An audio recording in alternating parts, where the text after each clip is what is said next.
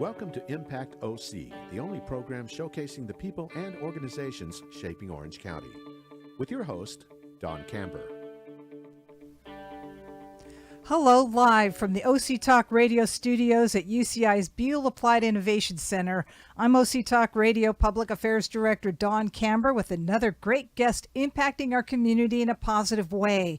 Today, I welcome Meals on Wheels Orange County CEO Holly Hagler. Holly also serves on the Leadership Council for the OC Strategic Plan for Aging, on the boards of directors for Meals on Wheels America and for Meals on Wheels California, and as co-chair of Partners at Home Network. Meals on Wheels Orange County has been the largest nonprofit senior nutrition and supportive service provider in Orange County, serving nearly 2 million meals to older adults annually, nearly double what they were serving pre-pandemic. Thank you, Holly, for being on Impact OC. Don, thank you for having me. It's such a pleasure to be here talking about my favorite subject. Well, Holly, please explain your organization's mission is to nourish the wellness, purpose, and dignity of older adults and their families. Yes, absolutely. And because of that, we deliver programs and services that reduce hunger and improve wellness for older adults so they can live independently in the homes and communities they love, where they want to be. And your organization leads with senior nutrition and supportive services. Absolutely. As you mentioned, we serve over 2 million meals annually, and that's to 20,000 older adults. That's double what we were serving pre-pandemic. So we do that through Meals on Wheels, where we provide 3 meals a day, breakfast, lunch, and dinner, 5 days a week. They're nutritionally balanced, and they're designed to improve the health of seniors who have limited access to healthy foods. And the magic, the secret sauce, are the volunteers who bring that smile and the friendly chat to make sure that everything is okay. And occasionally during each year, it always happens, they may need to call the paramedics, or we contact family members if we uncover any concerns about their health and safety. And when I think about this program, I think about Shirley. Shirley is 90 years old, and she's been living independently in her mobile home for 20 years. And recently she joined our program, and what she tells us is that cooking is a lot of work, and she gets tired at 90 years young. And although she's always been a fan of eating healthy, it was food costs. The rising costs were an obstacle. As we all know, foods high in sugars and fats are the most inexpensive foods out there. So what she told us is that before Meals on Wheels, she was really living mostly on canned foods. And she did the best she could to avoid junk food, but it was hard. And now that she has the nutritious meals, she says her whole system is better than it's ever been, and she's not tempted to eat those other less nutritional foods. So how does the meals get to the seniors? We distribute the seniors through volunteers and other drivers who deliver them straight to the home. We actually we distribute meals across 23 senior centers, and the volunteers go to the senior centers, pick up the meals, and then take them to the home. So they are that friendly person that knocks on the door, checks on them. It's so much more than a meal. And that's what we always say, is it the meal or is it the visitor? In the reality, it's both nutrition and connection. What kinds of foods are served? We serve a varied menu, anything from lasagna to enchiladas to chef salads. Because we serve a breakfast, lunch, and dinner, we always try to make sure there are fresh salads, carrot salads, tuna salads on the menu, as well as an entree and a nourishing breakfast. How often do they get the meals? We serve it's 3 meals a day, 5 days a week. And the volunteers bring them. It depends on the delivery schedule. So each person is on their own schedule. And what we find is they really are waiting for that person to come to their home and bring that just package of love. I understand you have a need for volunteers. We absolutely do. When the pandemic hit, we had over 500 volunteers, and it just collapsed overnight, of course, because most of our volunteers were seniors. As a matter of fact, 80% of our volunteers were seniors. They love to help other seniors, and that dropped to 30%. So we have been building back the volunteers, but we have an immediate openings for over 30 volunteers in Central and North Orange County.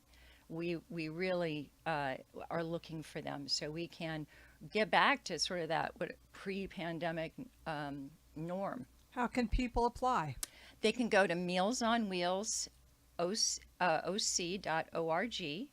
and just click volunteer. What are the requirements? They need to be an adult, and we look for a commitment maybe once a week, and it could be about 2 hours in that time frame. And really, they just need to care, really bring that care to the homes of seniors who need them. We do make sure that everyone is fully background checked for the safety of the seniors, of course, that goes without saying. And it's really about wanting to reach out and making a difference in the life of a homebound older adult. So a volunteer will likely go to a senior center and have their assignment. Usually they will pick up their meals at the senior center. They can sign up through us on our website, or they can go to their senior center and they can say, I'd like to volunteer for Meals on Wheels deliveries, and their senior centers will get them involved as well. So when they go to the senior's home, what happens? Well, during COVID, it was really knocking on the door, stepping back, delivering the meals in a bag, and having what we call a porch visit, a conversation. But pre-COVID, and we're starting to return to that, it's really having that visit. If the senior wants them to step into their home, put the meals in the refrigerator, we do ask the volunteers to do that. And just making sure that maybe they're looking around, making sure there's no safety concerns there, no tripping hazards. We want to hear if they have any concerns about about the wellness of the person. So sometimes they might say, I fell over the weekend and now they're limping. We want to know that. We have case managers that we ask volunteers to call, and we will follow up with the older adults and their family members to let them know.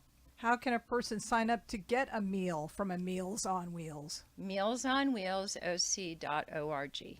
And what are the requirements in order to get meals? For the meals that we provide, because we put together various funding sources, we put together some government money, donations, grants. But because of that, it's available to anybody who's 60 years or older who is homebound, who is unable to shop or cook for themselves, or if their spouse is homebound, and they're the caregiver, then we'll provide both the husband and the wife the meals so that they can remain whole.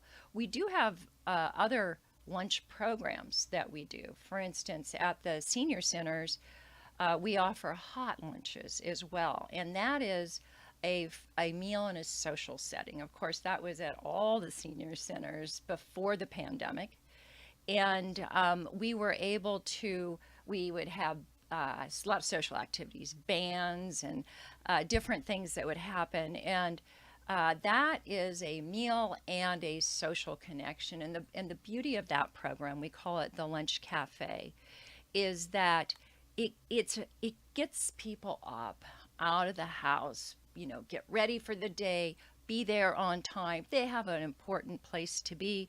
Usually they'll find other ways to connect at the senior centers. They might start volunteering for our program. They might volunteer for other programs. So it's part of a continuum of care to keep people connected so they can continue to live in the community and in their homes, whether they're active and they're out getting engaged, visiting at the senior center or volunteering, or when they might need that support delivered to their home. How do they register? Do they go online or do they have to go in person to get the services?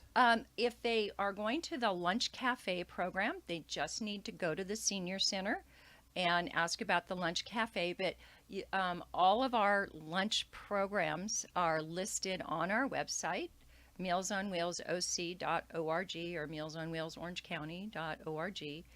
And so we have a list of those programs, and that's just sign up. And that program, where it's a social connection, anybody who's age 60 or over can go to that program. And if they are homebound and they want meals delivered to the home, then that would come through our website, or it could come through the senior center, because they will refer to the make sure that people get connected with the right resources. Any costs involved for the senior receiving meals? No, there is a voluntary donation that they are can make if they are able to, and this is an important. It's considered a dignity donation, so it's available for donation, but there is no requirement. We do not track who donates. We do not know how much they are donating if they do. It's all confidential, and the idea is that many older adults, and particularly of this generation, we're still serving the greatest generation, right? They want to contribute. So it could be as little as 10 cents a meal. It could be a few dollars a meal that they donate. That contributes to help us serve more people, but we would never, ever turn anybody away because of donation. We put together the funding so that those meals are available for anybody who needs it, who's eligible for them. Funding. We are able to put together federal funding that comes through what is called the Older Americans Act. Very important act for this country. If you remember back in the 60s and the early 70s, when there were news reports of older adults, eating dog food because they couldn't get their protein any other. Do you remember that? I remember that as a kid. And, that's very poignant for me. And do you remember when the phrase shut-in was used? Convalescent hospitals. Absolutely. That is why the Older Americans Act was passed, because we had to provide for the elders who provided for all of us as we were growing up. This is the generation that really helped us become who we are. So we also put together some state funding. Some of the cities provide funding. They all provide space in their senior centers at no cost, because they know how vital this program is. And we also we do fundraising, and we write grants. We put together funding from multiple sources so that we can serve everybody who needs it. We are running a waiting list on our home delivered meals program. So we're serving about 1,100 people a day who receive the meals. And some people are on for long periods of time, other for short periods of time. So we're constantly refreshing who is able to participate in the meals. And but there is a need. There is a need also for donations from the community. What's considered a long period of time? We have had people on the program for 8 or 10 years, maybe more. Other people come on and they're just in a period where they need extra help. Maybe it's 8 months where they need that. And some people are quite ill when they start receiving the meals, so it extends their ability to live in the home before they may have to move to to a situation where they have greater care. So anything we can do to keep people in the homes where they are happiest is the most important thing. Surveys have shown that older adults, 85% of older adults want to live in their homes as they age. But we all know, we were talking earlier before we came on the air here, it's very, very difficult for people living on Social Security, on fixed incomes, do not have the means to pay rent. This is Orange County. Pay rent, pay their taxes, pay for the rising cost of food, transportation. And so the ability to receive meals, a well designed menu, and we have a registered dietitian who designs our menus. Everything is low sodium, low carbohydrate. So it's cardiac and diabetic friendly, so that they can have the healthiest meals maybe that they've eaten in years. And you know, Dawn, it's not uncommon when we start serving somebody that we see that maybe all they do have in their cupboard is the canned food I was talking about with Shirley, or crackers. Those are people who literally are just barely getting by, and we've been told over and over again, "You saved my life." What is the demographic of the people receiving meals, would you say? Yeah. So slightly more women who receive the meals. Women tend to outlive men. And about half of the older adults who receive the meals are white, and about I would say a third are Hispanic, and the balance would be Asian, Pacific Islander, and other ethnicities. And so we provide a menu that is diverse so that it can appeal to a variety of palates. Do they get to choose? No, at this point we don't. That's one of our goals for the future. But at this point, our menu, we do give feedback, that we do receive feedback. So everybody who gets the meals gets a comment card too that they can send in with their driver. And we read those comments, and we summarize them, and we look for the patterns. And so we put things on that they want and take things off that they're not liking. Of course, somebody will say, you know, I really don't like the carrots. And somebody else will say, I love carrots. Give us more carrots. So that's always a bit of a challenge. But we really look at that. And I will say that our diabetic-friendly desserts are very popular. So that's always important. But we really like to get fresh fruits and vegetables to them in different salads, or as a fruit on the side. All of that is taken into account when we design the menus. What's the average age? Average age is in the 80s. So these are people who need the meals. But some people, even in their late 60s, they have health conditions. You know, maybe they've had a debilitating disease that has impacted their mobility, or crippling arthritis, and they can't lift their arms anymore to cook, or they might be vision impaired and they're not able to drive or see. And as a matter of fact, we have served, I'm thinking of one participant that she was basically fully blind when we started serving her, and she would try to make meals and assemble them in her home, but she would come up with foods that didn't really meet her needs. And she was so grateful when she started receiving the meals. She said, finally, I can have delicious meals that I don't have to try to figure out how to put together. So can you imagine that? Living there with nobody really to help you with that?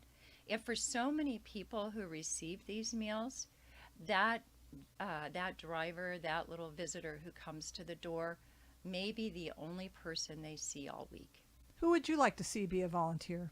I would like anybody who has a passion for helping people to be a volunteer. It only takes a couple of hours a week to make a difference in someone's life. So it could be, you know, on your lunch break. It could be if somebody has a, you know, time in the morning or the early afternoon. But somebody who genuinely cares, because I will tell you, it is those relationships that make a difference. And the volunteers tell us they get maybe more out of it than they think that even the seniors do. Please explain how people can sign up to volunteer. They can go to our website at Meals on Wheels OC, and they will be able to connect with us there.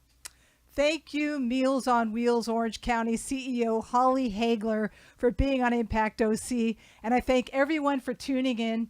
I'm OC Talk Radio Public Affairs Director Dawn Camber. Have an impactful day. Thank you, Dawn.